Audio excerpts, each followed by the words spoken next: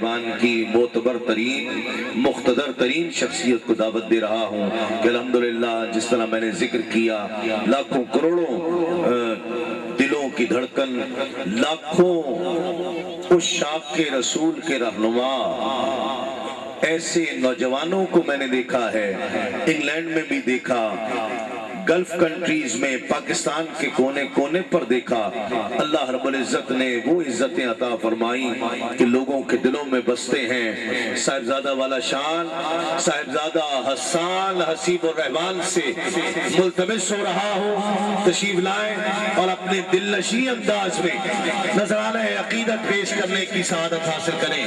نعرہ تکبیر، نعرہ رسالہ، رسالہ، رسالہ، نعرہ حیدری، نعرہ غوثیہ، نعرہ غوثیہ، آستانہ اعلی عیدگاہ شریف۔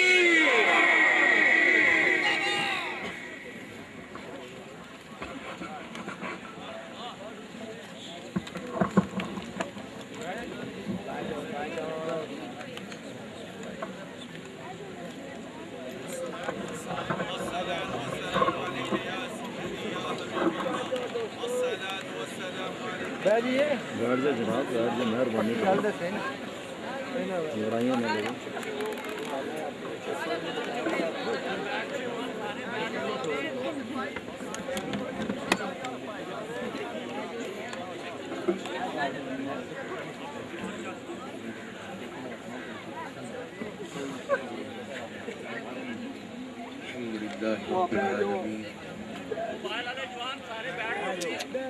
الحمدللہ رب العالمین۔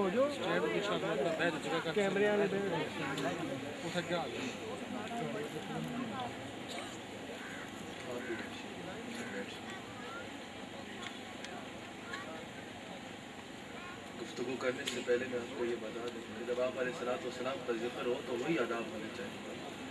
جب سرکار علیہ السلام تشریف فرما ہوتے تھے اپنے دربار اقدس میں، جس طرح آج بھی تشریف فرمائے، اور آپ بیان فرماتے تھے تو صحابہ اس طرح بیٹھے ہوتے تھے کہ آنے والا جو بندہ ہوتا تھا وہ سمجھ اس طرح کر کے بیٹھے ہوتے تھے ساکت اور ادب سے کہ آنے والا سمجھتا تھا یا ان کے سر پہ کوئی ایسا پرندہ بیٹھا ہوا ہے کہ ان کو ڈر ہے کہ ہم ہلے تو یہ اڑ جائے گا، یا ان کے سر پہ کوئی اتنا بھاری بوجھ ہے کہ یہ گردن اٹھا نہیں سکتے۔ حضور کے ذکر کا یہ ادب ہے، ادب کا ہر صورت ضروری ہے، کسی کو روکنے سے پہلے آپ خود اپنی کریں۔ الحمدللہ رب العالمین، والصلاة والسلام على سید الانبیاء والمرسلین، اما بعد فقد قال اللہ تبارک و تعالی فی القرآن الکریم، اعوذ باللہ من الشیطان الرجیم، بسم اللہ الرحمن الرحیم، یا ایہا النبی، یا ایہا النبی،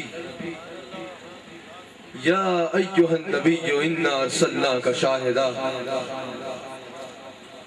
صدق اللہ العظیم وصدق رسولہ النبی الکریم، ونحن على ذلك ومن الشاہدین والشاکرین والحمدللہ رب العالمین۔ سچا ہے ہمارا مالک اور سچا ہے ہمارا خالق کہ سوا اس واحد و یکتا کی کوئی عبادت کے لائق نہیں ہے۔ کریم ہے، رحیم ہے، بادشاہ ہے اور بادشاہوں کا بادشاہ ہے۔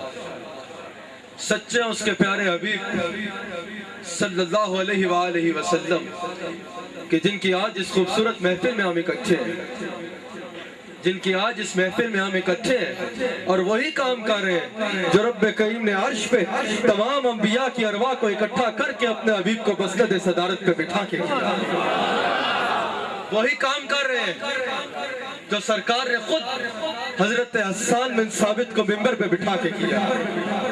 وہی کام کر رہے ہیں کہ جس کا رب کریم خود قرآن کریم میں حکم فرماتا ہے وَأَمَّا بِنِعْمَةِ رَبِّكَ فَحَدِّثْ۔ بہت تھوڑی گفتگو کروں گا، 10 یا 15 منٹ میں اپنی گفتگو کو پیغام کی حد تک محدود رکھوں گا۔ یاد رکھیے گا میلاد مصطفیٰ صلی اللہ علیہ وآلہ وسلم یہ تعلق برسالت کا نام ہے۔ یہ جو ہم میلاد شریف مناتے ہیں یہ ویسے نہیں مناتے، یہ تعلق بالرسالت کا نام ہے، یہ رسول اللہ کے ساتھ تعلق کا نام ہے۔ کیسے؟ دنیا کا بھی ایک قاعدہ ہے، توجہ بھرپور رکھیے گا، دنیا کا بھی ایک قاعدہ ہے، پوری دنیا میں ایک قاعدہ ہے، آپ بھی سنیں گے تو تسلیم کریں گے کہ اگر کسی کے گھر کسی بچے کی ولادت ہوتی ہے، یا ہم کیا کرتے ہیں میلاد شریف منا کے؟ حضور کی ولادت کی خوشی مناتے ہیں، حضور کی ولادت کا جشن مناتے ہیں۔ تو دنیا کے بھی ایک قاعدہ ہے کہ اگر کسی کے گھر میں کسی بچے کی ولادت ہوتی ہے، میں علماء سے درخواست کروں گا،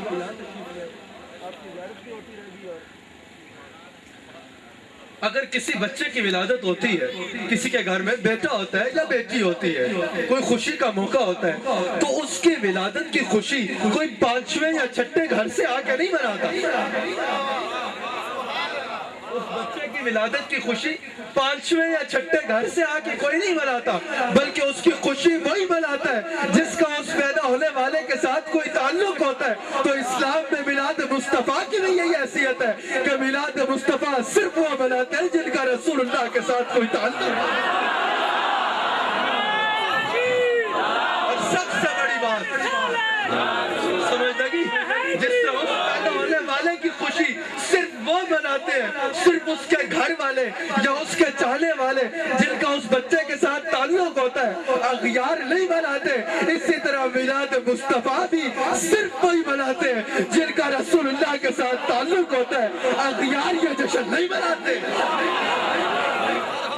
اور سب سے بڑی بات کہ اس مہینے میں اکٹھے کہ نثار تیری چہل پہل پر، ہزاروں عید ربیع الاول، سوائے ابلیس کے جہاں میں سبھی تو خوشیاں منا رہے ہیں۔ ربیع الاول اس کا معنی کیا ہے؟ ایک بات اس پہ کر کے پھر جو میں نے آیت کریمہ پڑھی اس پر 2 باتیں کر کے اپنی گفتگو کو ختم کر دیا۔ ربیع الاول کا معنی ہے پہلی بہار۔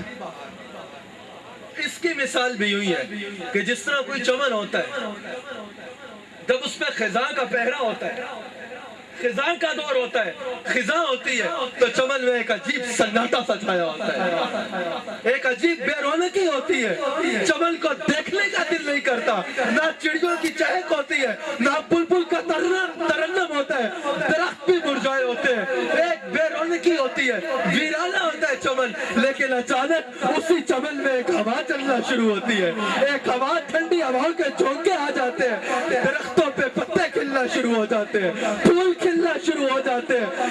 پھر کوئی کہتا ہے کہ ان کی آمد کے پیامی ہے صبا کے جھونکے، ارے پھول شاخوں کو ہلاتے ہیں کہ آپ آتے ہیں، پھول شاخوں کو ہلاتے ہیں کہ آپ آتے ہیں۔ اسی ویرانے چمن میں جس میں کوئی جانا پسند نہیں کرتا تھا، اس میں لوگ سکون کے لیے بیٹھنا شروع ہو جاتے ہیں، درخت جھومنا شروع ہو جاتے ہیں، چڑیوں کی چہک شروع ہو جاتی ہے، بلبل کا ترنم شروع ہو جاتا ہے۔ کوئی پوچھتا ہے کیا ہو گیا؟ کچھ عرصہ پہلے اتنی ویرانہ تھا چمن، اب اتنی بہار ہے، کیا ہو گیا؟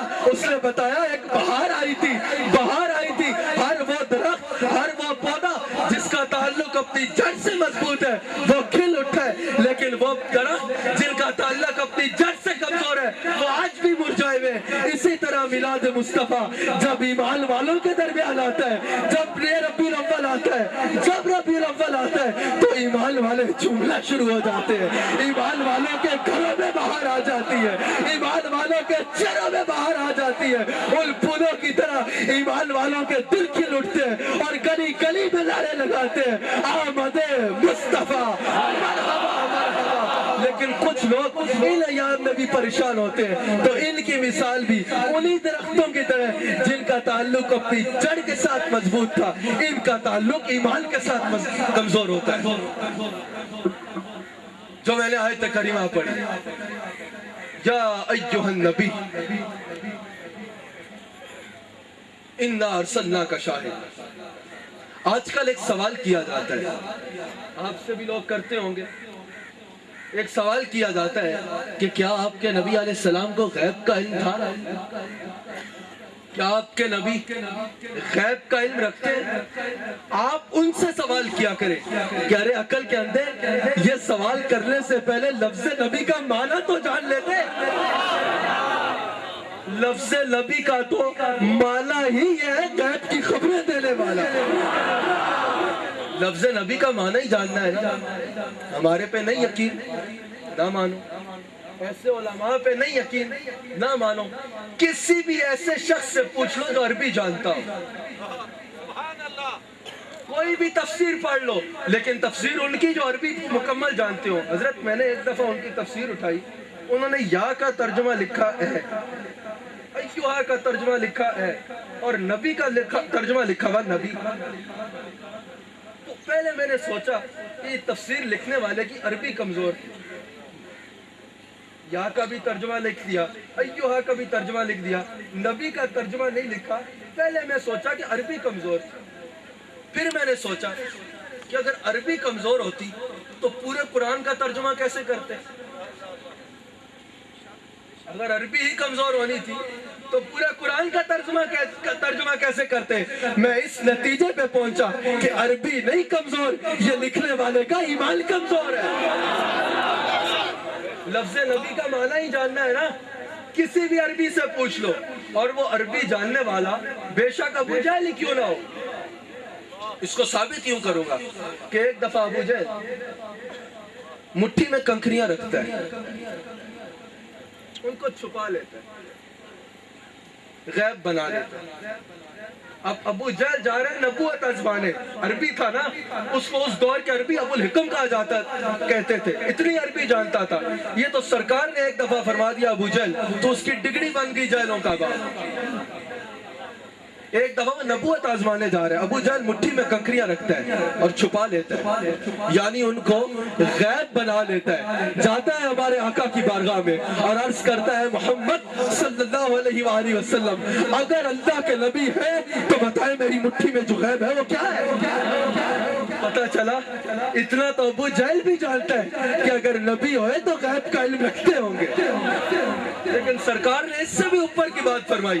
سرکار نے فرمایا ابو جہل میں بتاؤں کہ تیری مٹھی میں کیا ہے, یا جو تیری مٹھی میں ہے وہ تجھے بتائے کہ میں کون ہوں. اس نے کہا اگر یہ ہو جائے تو کیا ہی کہنا. اب سنیے, جب اللہ کے نبی مردہ زندہ کیا کرتے تھے, جب اللہ کے نبی مردہ زندہ کیا کرتے تھے تو اس کا زندہ ہونا بڑی بات ہوتی تھی, اس کا کلام کرنا بڑی بات نہیں ہوتی تھی, کیونکہ بولتا ہوا مرا تھا. اگر اللہ کے نبی کے حکم سے مردہ زندہ ہو جاتا لیکن گنگا زندہ ہوتا, وہ تو نبی کے معجزے میں عیب گنا جاتا. اس کا زندہ ہونا بڑی بات ہوتی تھی, اس کا کلام کرنا بڑی بات نہیں ہوتی تھی, اور اس کے لیے کوئی نئی روح نہیں تخلیق کی جاتی تھی. وہی روح جو اس سے نکلی نہیں ہوتی تھی وہ واپس آ جاتی تھی. اور تیسری بات, وہ فرمایا کرتے تھے کم بِإِذْنِ اللَّهِ. میرے آقا نے کچھ فرمایا نہیں, میرے آقا نے صرف توجہ فرمائی اس کی مٹی کی طرف. میرے آقا کے حکم سے نہیں, میرے آقا کی صرف توجہ سے پتھروں میں چال بھی آتی ہے, پتھروں میں زبان بھی آتی ہے, پتھروں میں علم بھی آتا ہے. اور سن لو, مٹی کے اندر تھے پتھر, مٹی کے اندر پتھر کو کیا پتا کہ باہر کون ہے, لیکن پتھروں نے سرکار کا کلمہ پڑھ کے اس کو بتایا کہ یہ اللہ کے رسول ہے. تو پتھروں میں علم غیب آیا کہ نہیں آیا. میں یہ کہتا ہوں کہ حضور کے علم غیب پہ اختلاف کرنے والا, میرے آقا تو وہ آقا ہے جو پتھروں پہ توجہ فرما دے تو پتھروں میں جان بھی آ جاتی ہے, پتھروں میں زبان بھی آ جاتی ہے, پتھروں میں علم بھی آ جاتا ہے. اور وہ علم خالی علم نہیں ہوتا, اور یہ پتھروں میں علم غیب آ جاتا ہے.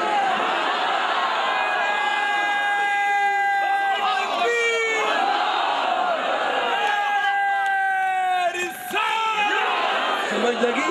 ہمارے آقا تو اگر پتھروں کی طرف بھی توجہ فرما دے تو مٹھی میں بند پتھروں کی طرف علم غیب آ جاتا ہے. تو ہمارے آقا کے علم غیب کا کیا کہنا ہے. رسول اللہ خود فرماتے ہیں, سرکار کا اپنا فرمان ہے کہ مجھ سے سوال کرو, مجھ سے سوال کرو, جو ہو گیا اس کے بارے میں پوچھو, میں جہاں بیٹھے ہوئے اس کی خبر عنایت کروں گا. اس وقت کائنات میں کہیں بھی عرش پہ یا فرش پہ کسی مقام پر بھی کچھ بھی ہو رہا ہے, کسی چیز کی خبر جاننا چاہتے ہو مجھ سے سوال کرو, میں اس کی خبر عنایت فرماؤں گا. سرکار خود فرماتا ہے یہاں تک نہیں کہ جو ہو گیا وہ بتاؤں گا, جو ہو رہا ہے وہ بتاؤں گا۔ سرکار خود فرماتے ہیں کہ آج سے لے کر قیامت تک یا قیامت کے بعد بھی جو کچھ ہونا ہے وہ مجھ سے پوچھو، میں اس کی خبر عنایت فرماؤں گا۔ ہمارے آقا خود فرماتے ہیں کہ میں اس شخص کو بھی جانتا ہوں جو سب سے پہلے جنت میں جائے گا۔ صرف اس کو نہیں جانتا بلکہ اس کے باپ کے نام سے بھی واقف ہوں۔ سرکار خود فرماتے ہیں میں اس شخص کو بھی جانتا ہوں جو سب سے آخر میں جنت میں جائے گا۔ صرف اس کو نہیں بلکہ اس کے باپ کے نام سے بھی واقف ہوں۔ اب علم غیب کے معاملے میں نے قرآن سے آیت پڑھی، پھر میں نے حدیث سنائی۔ اب آج کل اکثر لوگ دعویٰ کرتے ہیں نا کہ میں نوکر صحابہ کا، کہ صحابہ کے مسلک کے پاسدار ہم ہیں۔ خالی نعرے لگانے سے نہیں ہو جاتا، خالی نام رکھ لینے سے نہیں ہو جاتا۔ صحابہ کا نوکر بندہ تب ہوگا جب صحابہ کے عقائد پہ چلے گا۔ تو علم غیب کے معاملے میں صحابہ کا کیا عقیدہ ہے؟ صحابہ کا کیا عقیدہ ہے؟ سرکار علیہ السلام کا دربار اقدس لگا ہوا ہے، جیسا کہ آج بھی لگا ہوا ہے، تب بھی لگا ہوا تھا جب کچھ نہیں تھا، آج بھی لگا ہوا ہے اور تب بھی لگا رہے گا جب کچھ بھی نہیں ہوگا۔ یہ دربار تب بھی لگا ہوا تھا جب کوئی اور دربار نہیں تھا، یہ تخت تب بھی شانوں والا تھا جب کوئی اور تخت نہیں تھا، اور یہ دربار تب بھی لگا رہے گا جب کوئی اور دربار نہیں ہوگا۔ یہ تخت تب بھی شانوں والا ہوگا جب کوئی اور تخت نہیں ہوگا۔ وہ دربار لگا ہوا ہے۔ ایک غلام حاضر ہوتے ہیں، عرض کرتے ہیں یا رسول اللہ قیامت کب آئے گی؟ سرکار نے فرمایا تجھے قیامت کی بڑی جلدی ہے، کوئی قیامت کی تیاری بھی کر رکھی؟ یہ تو بات آگے۔ اب دیکھو صحابہ کا کیا عقیدہ ہے۔ صحابہ جانتے ہیں کہ حضور جانتے ہیں کہ قیامت کب آئے گی۔ یہ صحابہ کا عقیدہ ہے کہ جاننا ہے نا قیامت کب آئے گی، کسی کو نہیں پتا، بہت بڑا غیب ہے۔ جاؤ رسول اللہ سے پوچھ لو، رسول اللہ بتا دیں گے کہ قیامت کب آئے گی۔ پھر سرکار نے فرمایا قیامت کی تیاری کر رکھی ہے۔ انہوں نے عرض کی یا رسول اللہ کوئی عمل ایسا نہیں، کچھ ایسا نہیں کہ کل آپ کا رب پوچھے کہ بتاؤ کیا لائے ہو تو میں اس کی بارگاہ میں پیش کر سکوں، لیکن یا رسول اللہ ایک چیز ہے، یہ دل آپ کی محبت سے بھرا ہوا ہے۔ سرکار نے اس غلام کو فرمایا تھا کہ جا میرے غلام یہ تیرے لیے بہت کافی ہے۔ حضرت عمر فاروق روایت فرماتے ہیں، حضرت عمر فاروق روایت فرماتے ہیں کہ ایک دفعہ سرکار فجر کی جو ہمارے درمیان رونق افروز ہوئے، سرکار نے خطبہ جاری فرمایا اور آپ فرماتے ہیں اس دن سرکار نے ہمیں جو ہو گیا ازل سے لے کر آج تک جو ہوا وہ بھی بتا دیا، اور اب سے لے کر اب تک جو کچھ ہو رہا ہے اس کی بھی خبر عنایت فرما دی۔ آپ فرماتے ہیں یہاں تک کہ جنت والے جنت میں چلے گئے اور جہنم والے جہنم میں چلے گئے۔ یہ تو ہوا یا ایھا النبی۔ اب آخری بات، انا ارسلناک شاہدا۔ رب کریم فرماتا ہے میری غیب کی خبریں دینے والے حبیب علیہ السلام، انا ارسلناک شاہدا، ہم نے آپ کو شاہد یعنی گواہ بنا کر مبعوث فرمایا۔ اب گواہ کے لیے دو چیزوں کا ہونا ضروری ہے، جن چیزوں کے ہونے کے بغیر، جن میں سے ایک کے ہوئے بغیر بندہ گواہی نہیں دے سکتا، اس کو گواہ نہیں مانا جائے گا، اس کی گواہی کو رد کر دیا جائے گا، اس کو کوئی اہمیت نہیں دی جائے گی۔ الحضور مع المشاہدہ، مع المشاہدہ، کہ گواہ جو ہے وہ جس در کی گواہی دے رہا ہے، جب کی گواہی دے رہا ہے، جس کی گواہی دے رہا ہے وہاں پر حاضر بھی ہو۔ الحضور مع المشاہدہ، صرف حاضر نہ ہو بلکہ جس کی گواہی دے رہا ہے اس کا مشاہدہ بھی کرے۔ اب حضور کس پہ گواہ ہے؟ یہاں پر مفسرین اکرام لکھتے ہیں کہ ایک تو سرکار کو رب کریم نے اپنی وحدانیت پر گواہ بنا کر مبعوث فرمایا، رب کریم نے اپنی وحدانیت پر گواہ بنا کر مبعوث فرمایا۔ اور یاد رکھنا یہ صرف ہمارے آقا کی شان ہے، ہمیں پہلے بھی نظر آتا ہے ہر نبی آتا ہے، شانوں والے نبی آئے، 1,00,000 کم و بیش 1,24,000 انبیاء ہے، کوئی نبی آیا، کوئی نبی آتا ہے فرماتا ہے لا الہ الا اللہ، پوچھنے والوں نے پوچھا دیکھا جس کی طرف بلا رہے ہو اس کو دیکھ رکھا ہے؟ کہتے ہیں نہیں آواز آئی تھی۔ پھر کوئی نبی آتے ہیں فرماتے ہیں لا الہ الا اللہ، پوچھنے والوں نے پوچھا دیکھا؟ کہا نہیں فرشتہ آیا تھا۔ پھر ایک نبی تشریف لاتے ہیں فرماتے ہیں لا الہ الا اللہ، پوچھنے والوں نے پوچھا دیکھا؟ کہا نہیں وہی آئی تھی، آواز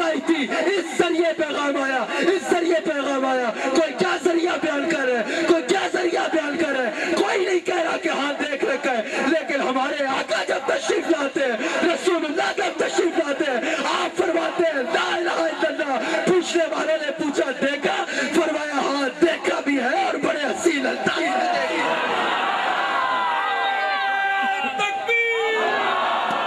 یہ صرف اگر اعزاز حاصل ہے تو ہمارے آقا کو حاصل ہے کہ آپ فرماتے ہیں ہاں میں جس کی طرف بلا رہا ہوں، جس کی طرف بلاتے ہیں پہلے انبیاء، میں نے اس کو دیکھا بھی ہے، خالی دیکھا نہیں ہے، بڑے حسین انداز میں، بہت حسین انداز میں دیکھا ہے۔ دوسری بات لکھتے ہیں مفسرین اکرام کہ سرکار کو رب کریم نے ہر اس پر گواہ بنایا جس کی طرف آپ کو بھیجا۔ کس کی طرف بھیجا؟ وَمَا أَرْسَلْنَاكَ إِلَّا رَحْمَةً لِلْعَالَمِينَ۔ کوئی نبی آیا ایک خطے کا نبی، کوئی نبی آیا ایک قوم کا نبی، کوئی نبی آیا ایک قبیلے کا نبی، کوئی نبی آیا ایک شہر کا نبی، کوئی نبی آیا ایک ملک کا نبی، کوئی نبی آیا ایک عالم کا نبی۔ یہ صرف ایک ملک کے نہیں نبی، یہ صرف ایک قوم کے نبی نہیں ہے، یہ صرف ایک ملک کا نبی نہیں ہے، یہ صرف ایک شخص کا نبی نہیں ہے، یہ صرف ایک عالم کا نبی نہیں ہے۔ سرکار فرماتے ہیں مجھے رب کریم نے ساری خلق کا رسول بنا کے بھیجا۔ اور علماء سے پوچھو رب کریم خالق ہے اور اس کے علاوہ جتنی چیزیں ہیں، جتنی خلقت ہے، وہ ملائکہ ہو، وہ عرش والے ہو یا وہ فرش والے ہو، سب خلقت میں گنی جاتی ہے۔ تو رسول اللہ فرماتے ہیں اللہ نے مجھے ساری خلق کا رسول بنایا، تو ساری خلق کا پر انا ارسلنا کا شاہدہ، ساری خلق پر گواہ ہے۔ اور گواہ کے لیے یہ ضروری ہوتا ہے کہ گواہ حاضر بھی ہو اور ناظر بھی ہو۔ تو میرے آقا فرش والوں کے بھی گواہ ہے، فرش پہ بھی حاضر ہے، میرے آقا عرش والوں کے بھی گواہ ہے، عرش پہ بھی حاضر ہے، میرے آقا جنت والوں کے بھی گواہ ہے، جنت میں بھی حاضر ہے، میرے آقا اس عالم کے بھی گواہ ہے، اس عالم میں بھی حاضر ہے، میرے آقا ہر عالم پہ رحمت ہے، ہر عالم کے گواہ ہے، میرے آقا ہر عالم میں حاضر بھی ہے اور ناظر بھی ہے۔ نبی کو اپنے خدا نہ مانو، خدا سے لیکن جدا نہ مانو۔ خبردار بتلا دو گستاخ نبی کو کہ غیرت سنی زندہ ہے۔ ہاتھ اٹھا کر بتاؤ، میرا یہ انداز نہیں ہے کہ آپ کو بولوں مجھے دانت دو، ایک سے نیچے کر لو، پہلے یہ بتا دو میں آپ کی دانت کا طلبگار نہیں ہوں۔ دانت ہوتی ہے شاباش، میں جن کی گفتگو کرتا ہوں نا، جن کی باتیں کرتا ہوں، میں انہیں سے شاباش دیتا ہوں۔ میری جھولی میں آپ کچھ نہیں ڈال سکتے، میں آپ سے کچھ لینے نہیں آیا۔ میں اس زمان جس نے بہت محبت کے ساتھ اپنے آقا کی محفل سجائی، میں یہاں پر گلزار عبدالکریم کے پھول دینے کے لیے آیا ہوں۔ میں نہ آپ کی دانت کا طالب ہوں، نہ کسی اور چیز کا طالب ہوں، مجھے کوئی کچھ نہیں دے سکتا۔ یاد رکھنا میری جھولی میرے مالک نے خوب بھر ڈالی ہے۔ آپ کو جو کہہ رہا ہوں ہاتھ اٹھاؤ، وہ اس لیے کہہ رہا ہوں کہ للکار کے اپنے آقا کے گستاخوں کو اپنے غیرت کا اظہار کرو۔ ہاتھ اٹھا کے بتلا دو گستاخ نبی کو کہ غیرت سنی زندہ ہے، غیرت سنی زندہ ہے، غیرت سنی زندہ ہے، غیرت سنی زندہ ہے۔ آپ پہ پر ملے کا جذبہ کل بھی تھا، آج بھی ہے، آج بھی ہے۔ نبی کو اپنے خدا نہ مانو، خدا سے لیکن جدا نہ مانو۔ اے اہل سنت کا یہ عقیدہ، اے اہل سنت مذہب حق، اہل سنت والجماعت، اے اہل سنت کا یہ عقیدہ، خدا خدا ہے، نبی نبی ہے، نبی نبی ہے، نبی نبی ہے، بس نبی نبی ہے۔ میرے لیے ہمارے آقا سے بڑھ کر کوئی کچھ نہیں ہے۔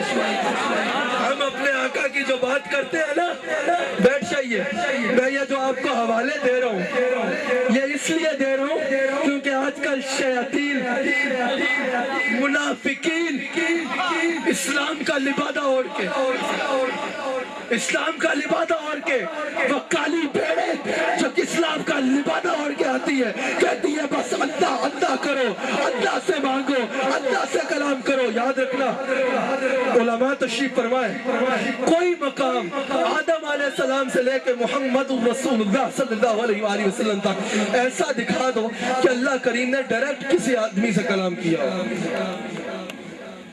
اس کی تو شان ہی ہے کہ اس نے جس سے کلام کیا وہ نبی بن گیا۔ اس نے کبھی کسی تیرے میری اوقات کہ وہ ہم سے کلام کرے؟ تیری کوئی اوقات ہے؟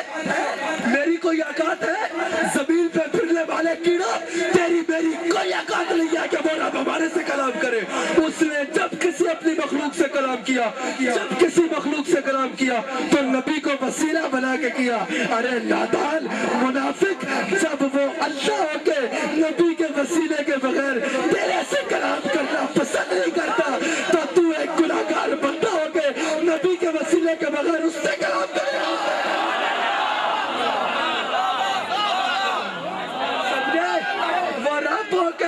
نبی کے وسیلے کے بغیر کلام نہیں کرتا، تو بندہ ہو کے نبی کے وسیلے تک اس تک پہنچے گا نہیں۔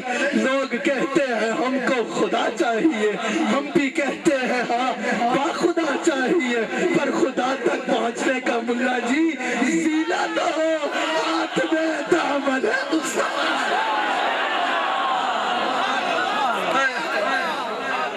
حشر میں مجھ سے پوچھا خدا نے اگر، گلے پھاڑ پھاڑ کے نعرے لگاتا تھا میرے حبیب کے، نہ رات دیکھتا تھا نہ دل دیکھتا تھا۔ پاکستان ہو، انگلینڈ ہو، یورپ ہو، امریکہ ہو، کوئی ملک ہو، جاتا تھا گلے پھاڑ پھاڑ کے میرے حبیب کے نعرے لگاتا تھا۔ حشر میں مجھ سے پوچھا خدا نے اگر، یہ بتائے گناہگار کیا چاہیے، عرض کر دوں گا تیری عطا کی قسم، مصطفیٰ چاہیے، مصطفیٰ چاہیے، مصطفیٰ چاہیے، مصطفیٰ چاہیے، بس مصطفیٰ چاہیے۔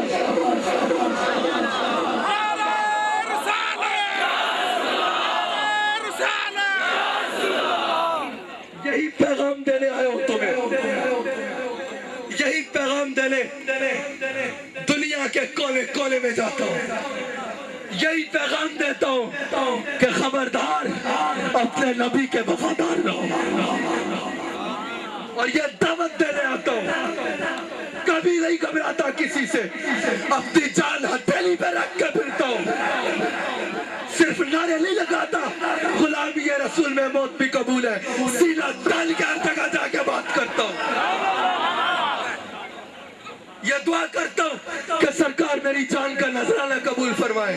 آج کل ایمان کے لٹیرے طرح طرح کے لبادے اوڑھ کے پھر رہے ہیں، کوئی رسول اللہ کا گستاخ ہے، کوئی رسول اللہ کے صحابہ کا گستاخ ہے، سرکار کے صحابہ کا گستاخ بھی یاد رکھنا رسول اللہ کا گستاخ کہلائے گا۔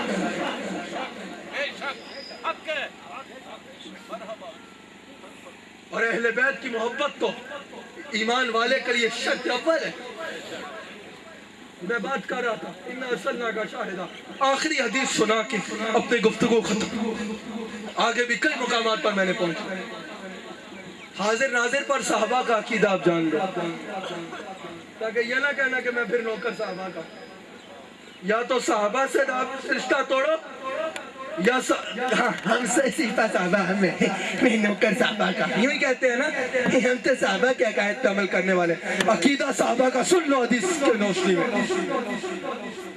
البدایہ والنہایہ کا سینہ کھولو اور یہ واقعہ پڑھو، پھر فیصلہ کرو صحابہ کے نوکر تم ہو یا صحابہ کے نوکر ہم۔ میدان جنگ ہے، میدان جنگ ہے، حضرت خالد بن ولید اس جنگ کے کمانڈر ان چیف ہیں، شکست کی طرف میدان جا رہا ہے، شکست ہو رہی ہے، مسلمانوں کو شکست ہو رہی ہے، وہ لوگ غالب آ رہے ہیں جنگ میں۔ جب بالکل حضرت خالد بن ولید نے دیکھا کہ اب بالکل شکست جو ہے شکست ہونے لگی ہے، کوئی کامیابی کی صورت نہیں نکل رہی، تو انہوں نے کیا کیا؟ کہنے والے میں نوکر صحابہ کا، سن خالد بن ولید کا عقیدہ، سن صحابہ کا عقیدہ، تلوار پھینکی، جنگ چھوڑی، ایک اونچے مقام پر جاتے ہیں، اس اونچے مقام پر جا کے مدینہ منورہ کی طرف منہ کرتے ہیں۔ وہ جانتے تھے مکہ کس طرف ہے، وہ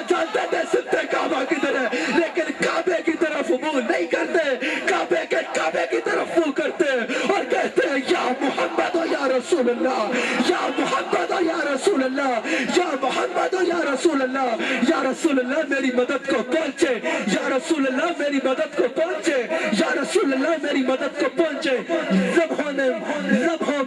زبوں میں مسلمانوں کی قدم چوم لیے کامیابی نے آج بھی تمہیں یہی پیغام دیتا ہوں کسی آگے پیچھے کے چکر میں نہ جانا کسی دو ٹکے کے پتوں کی باتوں میں نہ آنا کہیں نہ جانا تمہیں یہ